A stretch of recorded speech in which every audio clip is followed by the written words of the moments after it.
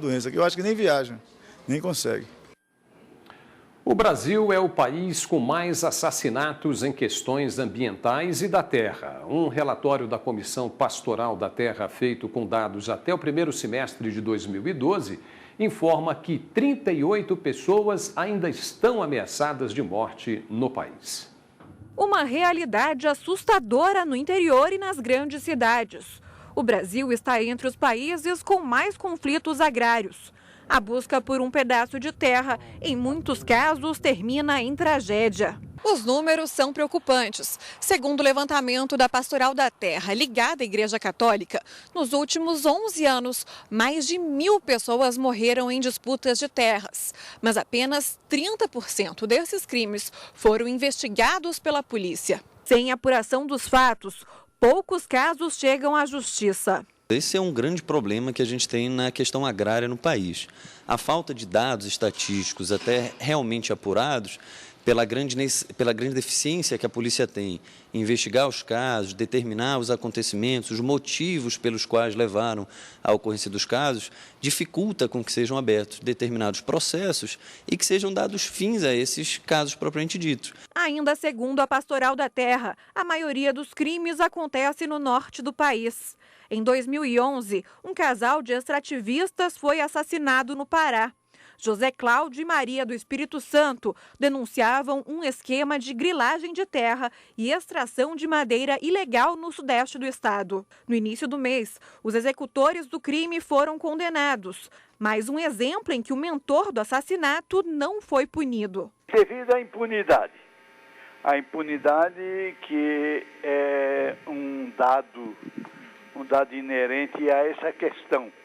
Quer dizer, não haveria tantos assassinatos se houvesse uma justiça que coibisse justamente esses abusos e esse desrespeito à vida das pessoas, aos direitos humanos.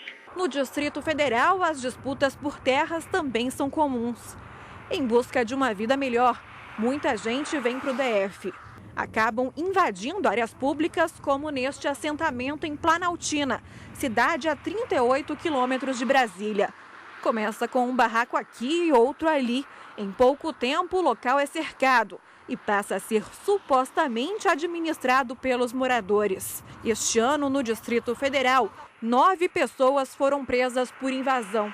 O que existe é uma falsa ilusão de que as pessoas vindo de fora ocupar um lote aqui, elas vão garantir a sua permanência nesse local, o que não é verdade. O parcelamento, como a grilagem de terra, são crimes previstos, com a pena até 5 anos de prisão, além da multa até 100 salários mínimos. O dado do Caderno de Conflitos de 2012, um ano em que a violência esteve muito presente no campo, crescimento de 24% no número de assassinatos. E 29, que era para 36. Já em Mato Grosso do Sul, os índios são as principais vítimas. Com a exploração da mata por grileiros, os indígenas vêm perdendo um espaço que sempre foi deles. A questão indígena no Brasil é um problema de uma extrema gravidade. A Constituição Federal ela já prevê os chamados direitos originários do índio no que tange à propriedade. Então, o grande problema no que tange a isso é a forma de demarcar essa terra, a demarcação das terras indígenas. A Constituição já prevê o direito do índio, mas prevê que as terras ainda sejam demarcadas. Como o poder público ainda demora bastante para realizar essa demarcação exata do que seriam terras de índios e terra dos não índios, então há um conflito agrário quanto a essa terra, quanto a esse espaço, seria dos índios ou não. E para falar mais sobre esse tema, estamos recebendo hoje aqui em nossos estúdios o especialista em desenvolvimento sustentável, professor Otton Leonardos. Muito boa tarde, professor. Muitíssimo obrigado por sua vinda e participação aqui em nossos estúdios. Eu gostaria de começar perguntando sobre esses conflitos agrários que acontecem no norte do país, porque é ali, nessa região, onde se acontece com mais frequência. Por que acontece tanta grilagem de terra nesse local? Em primeiro lugar, boa tarde, Paulo. Essas grilagens de terra e esses conflitos acontecem vários fatores. Primeiro, a impunidade de quem comete o crime, porque está na selva amazônica, às vezes não, em fronteiras agrícolas, onde o Estado frequentemente não está presente. E se está presente no nível municipal, onde tem o poder, coronelismo ainda continua nessas áreas mais distantes. E o senhor acredita que falta uma maior fiscalização por parte do Estado? Eu acho que não é questão de fiscalização do Estado, não. Acontece no Norte, mas acontece também num dos estados mais prósperos, em Mato Grosso do Sul, isso acontece e o Estado está lá presente. Então, é falta mesmo de justiça, falta da própria Constituição, do espírito da Constituição não ser utilizado, e conflitos de interesses de quem, dos donos da terra, ou daqueles que querem explorar a terra, e daqueles que verdadeiramente têm direito à terra, dos povos que lá habitavam, eles são expulsos da terra. Então, a maior injustiça acontece aí, onde, por exemplo, os direitos consuetudinários, os direitos dos costumes daqueles que estavam ali, a Constituição garante, né, que eles têm direito de estar na terra conforme a sua própria cultura. E é uma questão também, se é um país pluricultural, como reza a Constituição, há maneiras diferentes de estar na terra do que ter a terra. Os indígenas têm o direito de estar na terra e de utilizarem a terra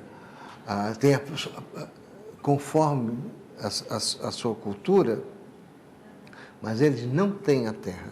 Então, a terra frequentemente é da União. Inclusive, muitos desses problemas seriam resolvidos se as terras ficassem na União e a União concedesse o direito de uso com respeito ao meio ambiente, à dimensão ambiental da terra, como a dimensão também social da terra. Então, o senhor acredita que essa seria a melhor forma de se ter um desenvolvimento sustentável nessas regiões de grilagem de terra? Ou seja, esse desenvolvimento sustentável precisa ser construído junto com a sociedade, porque grande parte da sociedade hoje é urbana, ela inclusive não precisa de terra. Quem precisa de terra? Aqueles que plantam, e aqueles que plantam com consciência sem destruir a terra. Então, a esses o Estado deve conceder o uso da terra, assim como dos direitos adquiridos dos indígenas, são direitos originais, né? Que eles estavam na terra aqui e continuam, né? Então, não é tão difícil, mas é demorado. É demorado. E o Estado tem que estar presente e os três poderes precisam estar juntos nisso e garantir a Constituição, que a nossa Constituição é maravilhosa e o Brasil pode estar na frente disso. Tá certo. Professor Otton Leonardos, muitíssimo obrigado por sua participação e esclarecimentos. Grande, eu que agradeço.